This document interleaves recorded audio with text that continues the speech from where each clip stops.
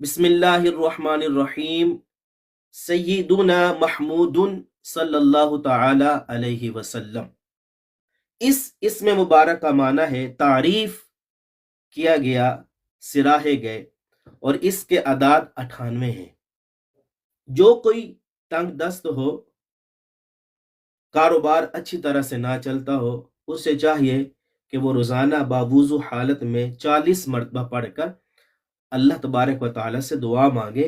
انشاءاللہ عز و جل وہ جلد غنی ہو جائے گا، اور اس عمل کی برکت سے، اس عمل کو کرنے سے کاروبار میں خوب برکت ہوگی اور رزق کی جو ہے نا وہ تنگی جاتی رہے گی۔ جو کوئی یہ چاہے کہ لوگ اس پر مہربان ہو جائیں تو وہ ہر نماز کے بعد 21 مرتبہ یہ اسم پاک پڑھ لیا کرے۔ انشاءاللہ تبارک و تعالی لوگوں کو اپنے لیے مہربان پائے گا، ہر کوئی اس کی عزت کرے گا، اور ہر طرح کی اس کی جائز حاجت جو ہے نا وہ پوری ہوگی۔